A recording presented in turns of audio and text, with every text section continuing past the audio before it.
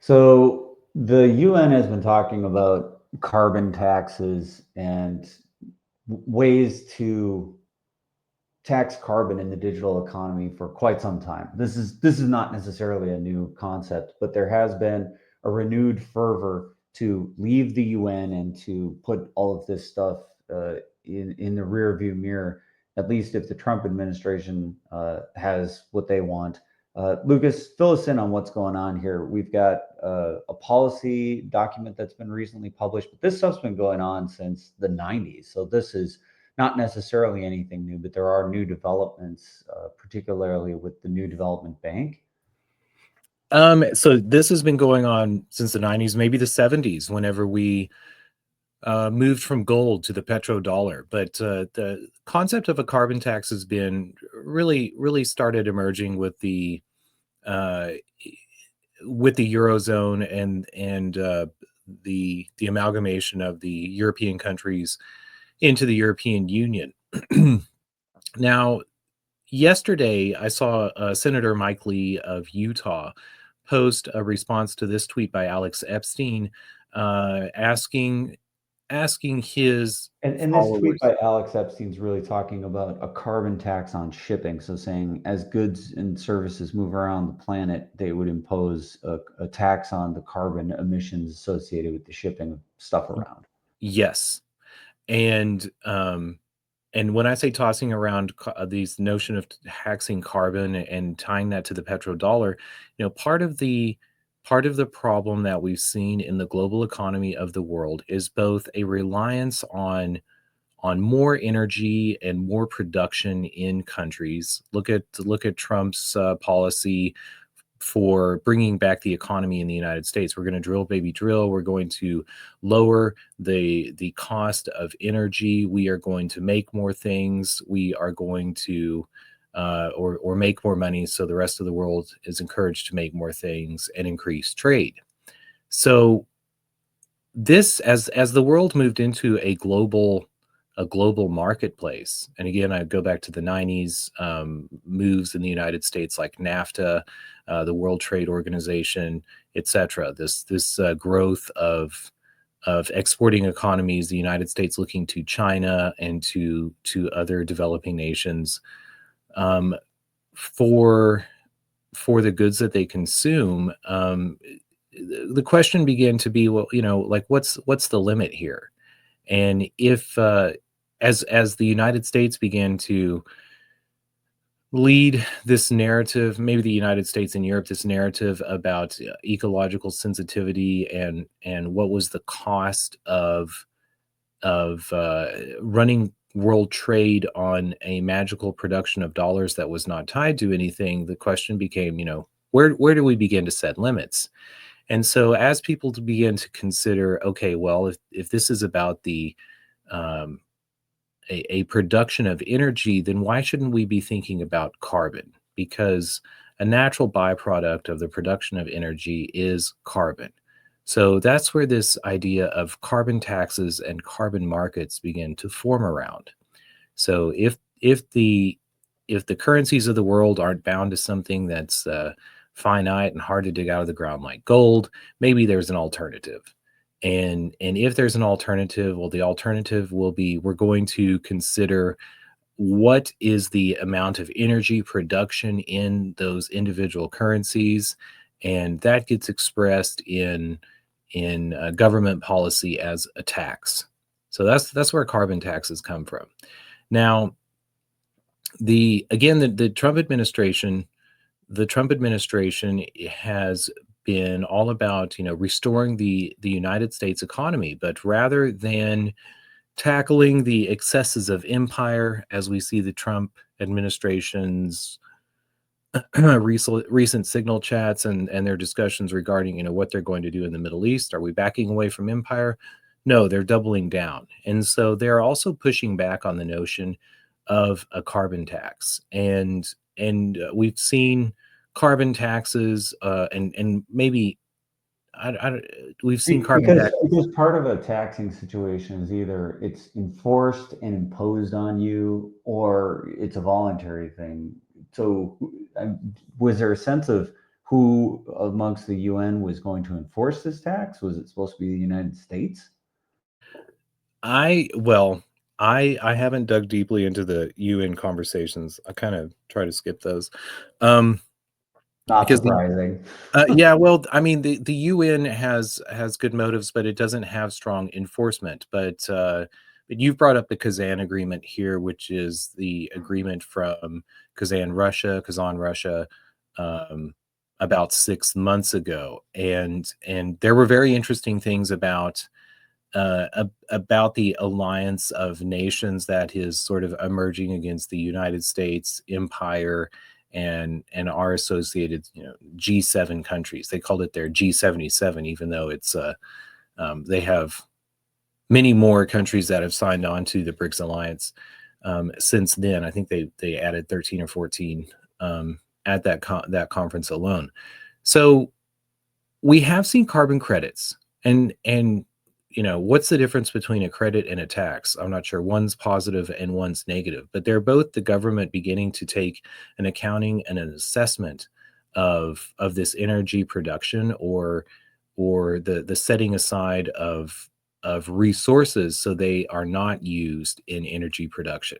So part of why I find the carbon credits that have been retired on chia to be so very fascinating, because we know that the many countries in the world who are looking to get out of the United States hegemony have been looking for alternatives, and carbon credits and carbon taxes are one of those options that have been laid on the table. If you and there are several points that I'd like to address here in the Kazan Declaration, right around point 62 to maybe point 74, but also point 85 is one that addresses the carbon markets and the importance of carbon credits and carbon taxes um, in the world ecosystem that are going to be coming up. So we know that the BRICS alliance is very not just aware but focused and looking to use alternative payment systems. I thought they mentioned distributed ledger technology in this paper. I couldn't find it scanning this morning, but I know that they've talked about distributed ledger technology and payment methods for alternatives to the reliance on the dollar. But going back to this carbon tax on shipping, it's interesting to think about this as a response to Trump's tariff policies, because if the United States is assessing a tariff on other countries, ostensibly in some way, a the global response might look something like a carbon tax credit on shipping, because if the United States is unilaterally deciding, well, if it comes from somewhere else, we're going to make Americans pay more for it, and that might be addressed in the language of these countries are going to be paying more for it, but that assumption is that they're going to be charging less, so that the United States uh, citizens will find it competitive against similar products that are created here. I don't know how that's going to work out, but uh, Well, and I think part of the structural situation that occurs with something like putting the tax on shipping then has to do with how much of a net importer you are. So if the US is mostly importing goods and is responsible for a lot of the shipping, then that ends up being a tax on the United States more than other countries. yeah, and I mean, honestly, I think this is how tariffs would ostensibly work out too, because at some point, the other countries of the world are not going to be lowering the prices of their goods, or will reach a floor as to the point that they can lower to them anymore, and the trade will cease. So uh, there is the optic that the UN or a world carbon tax on shipping is outside of the United States control, but I find that somewhat optical in regards to the reality of what is probable to occur in the wake of the tariffs that Trump is talking about assessing on the other countries of the world.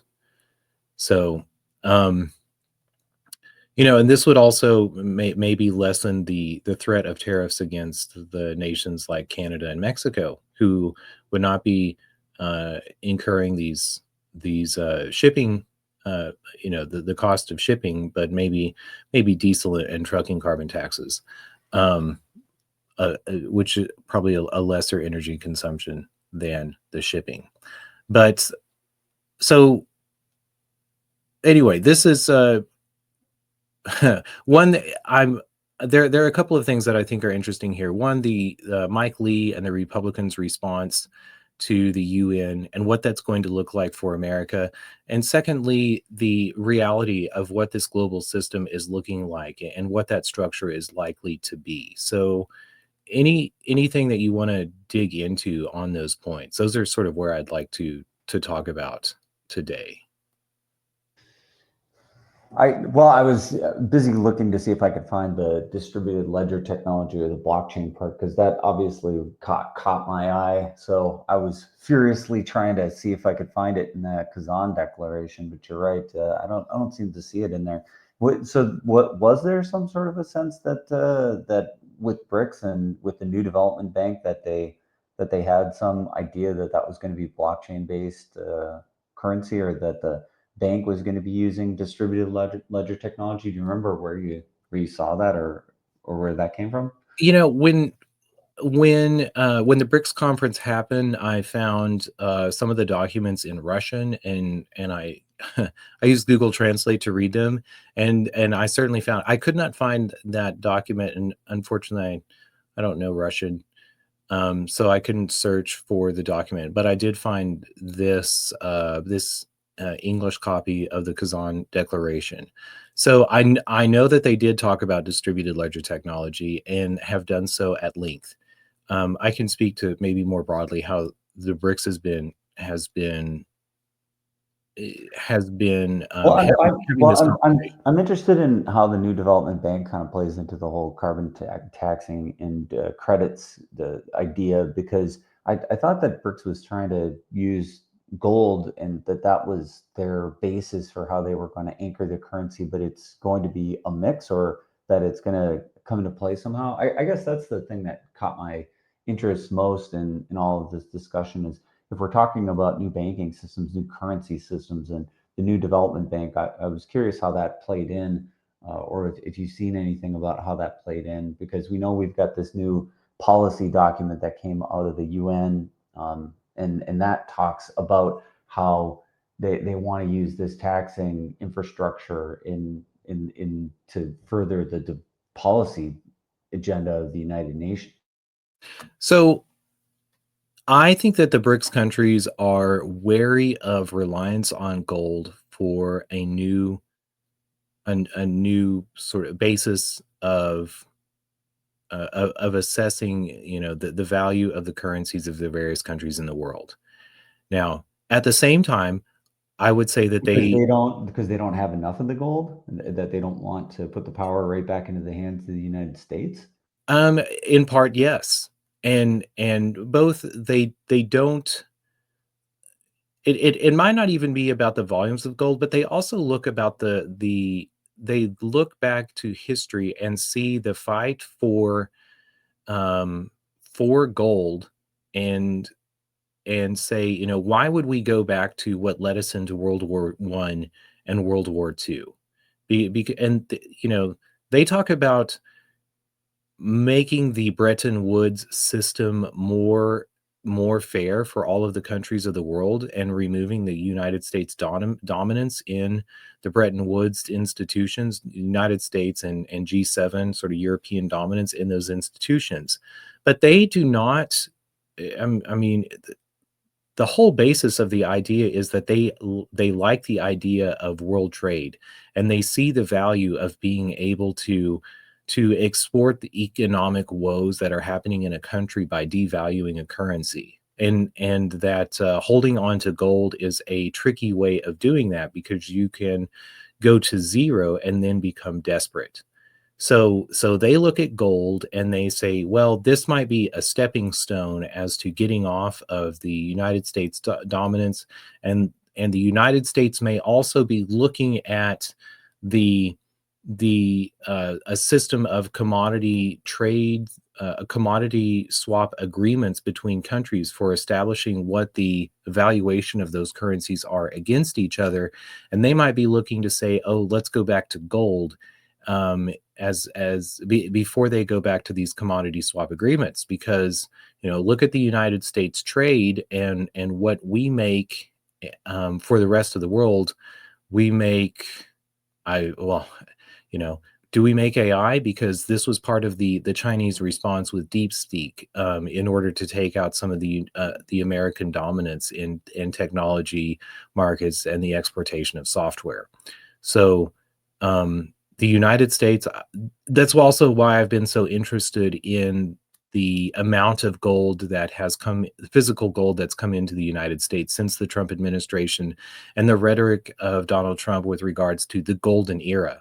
Because in some ways, if we're getting off the paper, the amount of dollars that exist in the world as being the basis of world trade, and the value of currencies in the world, well, then it might be expedient for the United States to go back to gold. And if they're going to go back to gold as in stepping off the dollar, then they would be looking to get their hands on as much of it as possible before making that admission to the rest of the world that they're going to go off the weight of gold rather than the value of gold in dollars as underlying global trade. I don't So know. So I don't know if you saw it in this document, but they're definitely still talking about tokenization of carbon and using the distributed ledger technologies of blockchain to enforce carbon taxes. So I think this does in some ways speak to the mechanism whereby they would impose the carbon tax somehow in the actual carbon trading itself, perhaps. yeah, absolutely. So the because let's go back to the Bretton Woods institutions that exist in the world today, the IMF and the World Bank. And we've talked about how that system works with regards to the amount of money that the countries of the world have are holding in the World Bank, being the basis for the special drawing rights of the IMF, and giving the lending rates for what countries in the world can get um, from the loans from the IMF. So the BRICS countries look at this system and say, that's all well and good, but again, there's American dominance in that system, and there's G7 dominance in that system. The special drawing rights are supposed to be based on the most the widely used and the top the most valuable currencies in the world, but instead they're weighted heavily towards the G7 countries, and they used to just be dollars. So they look at that system and they say, well, what we need is to have equal representation of the currencies of the world. Um, and when they also begin to look at that, maybe they're saying, well, it shouldn't just be currencies, or maybe we should be moving altogether away from currencies, and we should be looking at the energy production of the countries of the world as determining what the value of of each nation state's currency is. Is that tracking? I think so. It's it's something to think about with respect to the way that you would value currencies and the way that you would set up a different system. Um, it is tracking. Well, this is what I think is inevitable in the future of the world. I mean, we have this question facing whether it's classical or neoclassical economics. They both rely on this this idea that there is constantly more. And there's more efficiency, or more efficiency in the case of neoclassical economics, or more resources in the models of classical economics, but they both rely on more. And the other countries of the world, again, are saying, the more has come at our cost, And so we don't believe in that model. So we look. This is why it's so strange to Americans and those who are benefiting from the philosophies of the countries, the current countries in power in the world, who are benefiting uh, from policies that are extracting from other countries in the world.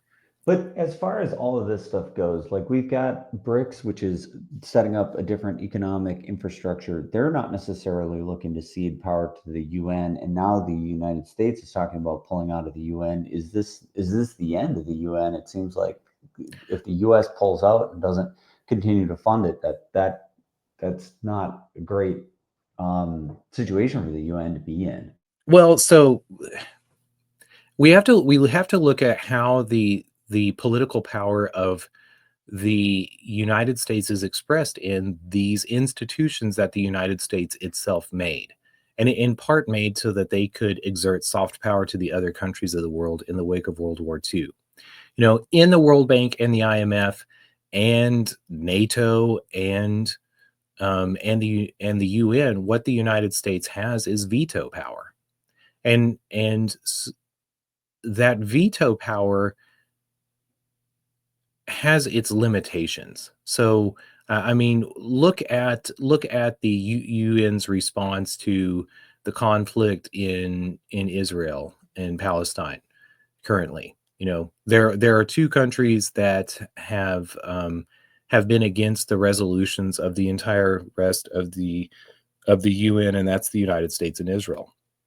And so the entire body convenes and votes on a resolution, and everybody votes against it. And the United States raises its hands and says, "We veto that."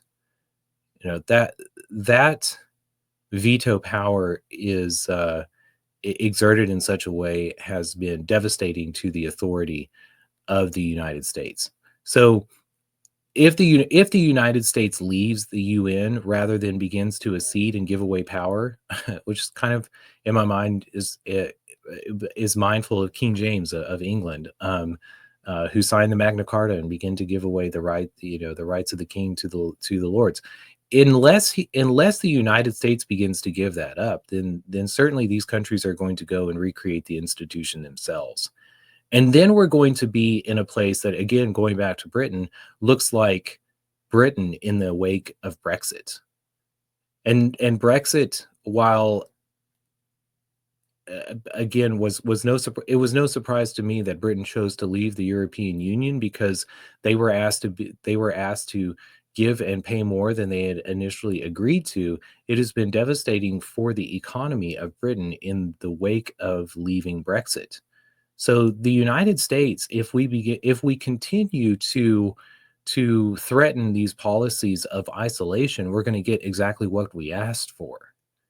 And if we have to go back to the bargaining table after having given away that power, then we are not going to have the same narrative of strength in history to sit at negotiations with these other countries in the future. I wonder if one of the differences in that whole situation will be that England largely was no longer an economic powerhouse, whereas the United States maybe still is, in the sense that it's the economic driving engine for a lot of what happens in the world, and still is a massive military power. As the U.S. starts to pull back from some of these institutions, I wonder if some of these institutions might just not even have the capacity to function. I'm thinking about how the European Union is finding itself trying to rearm, trying to militarize itself in the wake of the United States pulling back and saying, "Hey, we're not going to continue to fund and provide economic security in this theater." Will it be the kind of situation where it is impossible to muster that sort of response again, unless some big player like maybe China steps up and says, we're going to be the main engine for this ecosystem of soft power? So to the reliance on the dollar, I think that many of the countries in the BRICS alliance, especially, um, do not believe the narrative of the American economy anymore.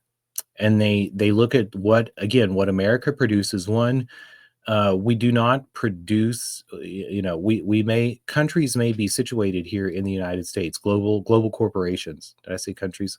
Global corporations might be headquartered in the United States, but the things that they produce are actually made in the other countries of the world. And what we make and produce are dollars. And for a while we backed up the lack of actual industrial production in the United States with education and technology, software and the internet, some of these ideas. But I mean, again, let's look at DeepSeek and look at the bona fides of the engineers and the company that made that. They one made it with a couple $1 million, and two, those software engineers were not educated in the United States, and this was something that China was very proud of. And they also were looking at destroying the American narrative of the reliance of technology. So I don't think that this narrative of the United States is essential for global trade and is dominant in the world economies, because if the United States just has service is just has the fire sector, finance, insurance, and real estate as as the the measurements of their economy, that money is being passed from hand to hand and doesn't necessarily include the rest of the world. So the rest of the world says, why do we buy into that narrative? That's something that the United States is inflating the value of the services it provides and the assets that it has, and that doesn't and we've been buying into that, but we're going to but if we stop believing in it, then where has their power gone? That is absolutely similar to what England found itself in. Is it really didn't have any industrial production either, and so when it lost that banking, centralization, that's the same thing that happened to England. So I think there is a really strong parallel there. And look at what their response was in the 1960s and 1970s. It was to open up immigration, and open up immigration specifically to the Commonwealth countries that were the former British Empire. So it tried to maintain soft tie relationships, and does so to this day. So when people begin to question the immigration policies of Europe and the United States, that is in part a response to the mirage of the economy, and trying to maintain the political ties to the countries of the world where they're actually relying on for industrial production in their country. Um, the second point you made earlier was with regards to the military. And it's also interesting to think about our military strategies in the United States and Europe, and also go back to this notion of the veto power in the in international organizations, because in some way our military strategy since World War II has also been predicated on some sort of veto power, and that veto power was nuclear annihilation, and this concept of mutual. Mutually assured destruction, wasn't that what it Yes, was? thank you, it was on the tip of my tongue. Mutual assured destruction. So it's interesting to look at Iran, and the admissions of Tulsi Gabbard and the intelligence apparatus of the United States recently with regards to Iran's nuclear program. On one hand, you have politicians, Donald Trump and Pete Hegseth, or politicians and bureaucrats, who are making statements with regards to Iran and nuclear ambitions. On the other hand, you have the intelligence apparatus of the United States fessing up and saying, you know, Iran since 2003 has left the race for nuclear munitions. And and some people might not find that believable. I say it's totally believable, because if the game was mutually assured destruction, and the United States was exerting power over the creation and jumping into the nuclear game, then why would countries continue to take the path of nuclear of North Korea, and try to play in that game? They looked for other routes, and we see that in Russia, and we see that in Iran, we see it in Yemen, we see it in China. This is why those countries begin to look towards uh, these the Reshnikov these faster than the speed of sound missiles, because they thought, well, if The hypersonic missiles. thank you. My brain's over in the world of finance, and and those words aren't coming. They're not bubbling up as quickly. But these, Russia, Iran, I would say India, all of these countries who have looked to get out from under the United States sort of a nuclear game, mutually assured destruction game, said, "Oh, we're going to play another game." And look how this plays out with the military tactics of the United States. And some people have this narrative of Israel, oh my, going on in Palestine, but really, and that the United States is a pawn of Israel. But it couldn't be.